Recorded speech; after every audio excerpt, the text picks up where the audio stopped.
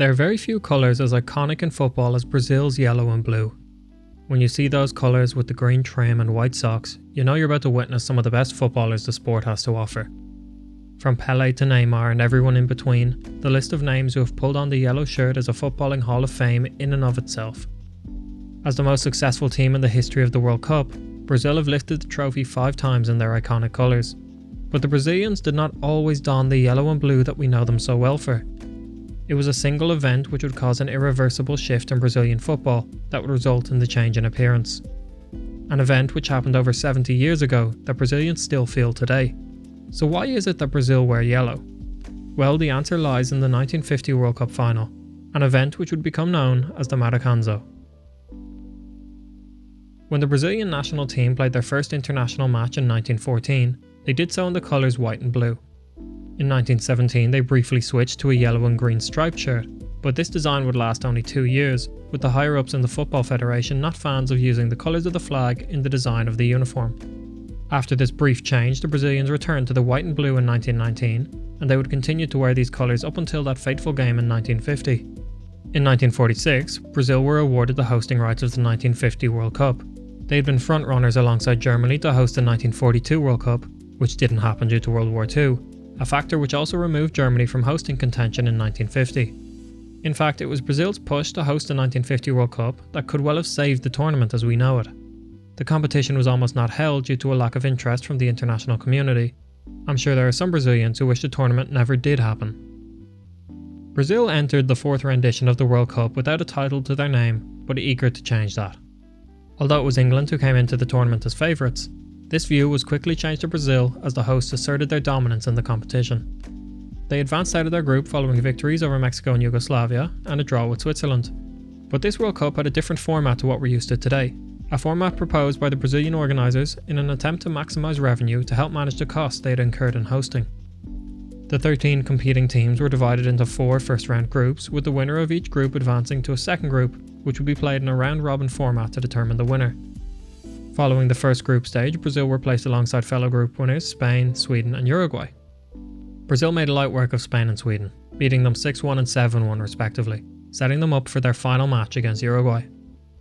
Although the group was conducted in a round-robin format, Uruguay's draw with Spain and victory over Sweden meant that a win for them would crown them World Cup champions. For Brazil, all they had to do was not lose.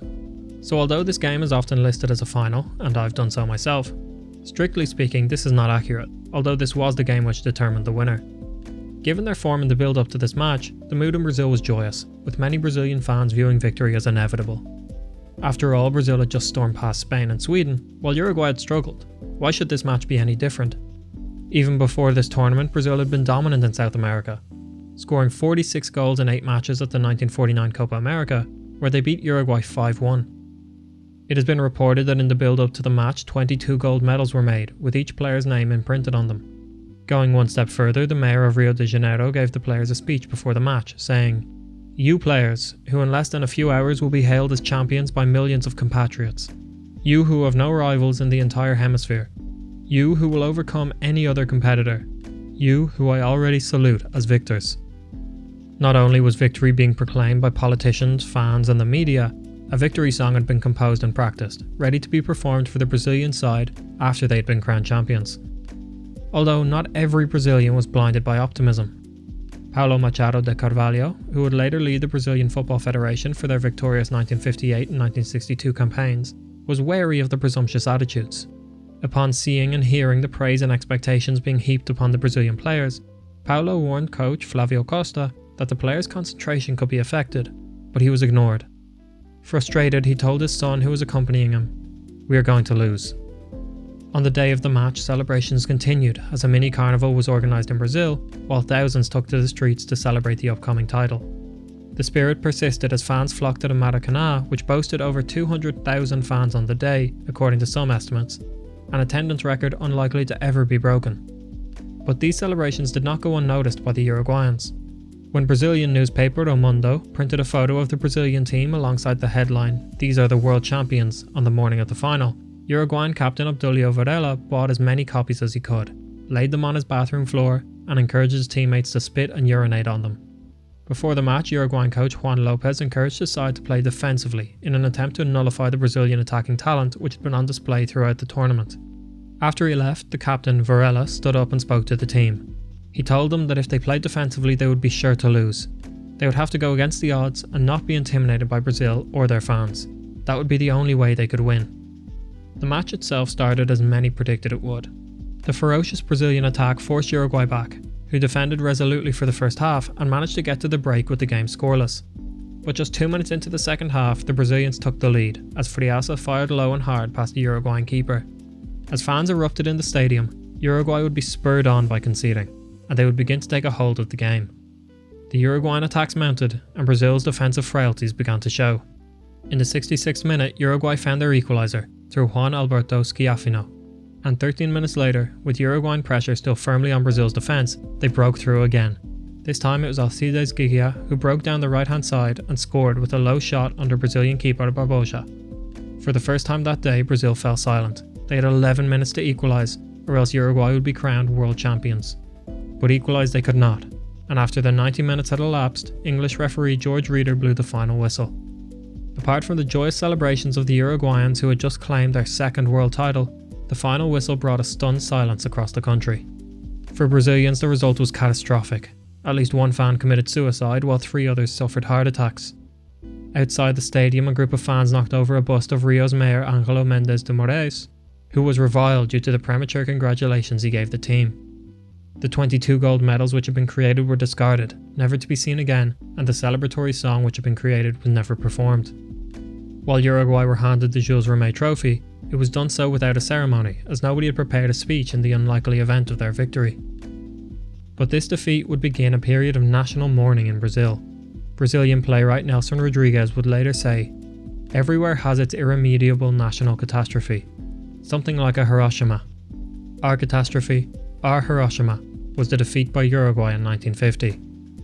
Following the final, the Brazilian national team would not play another international for almost 2 years, and 4 Brazilians from the team that played in the final would never represent their country again, including captain Augusto. But the biggest impact for Brazil would be in their appearance.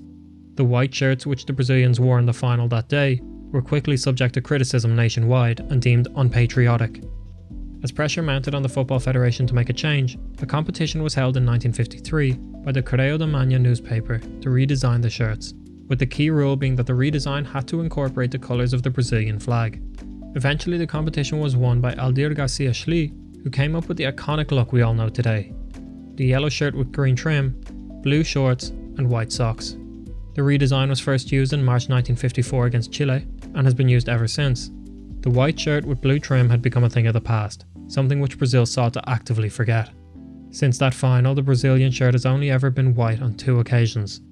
Once in 2004 celebrating the centenary of FIFA's foundation, and the second time, more recently in 2019, celebrating 100 years since Brazil's first Copa America title.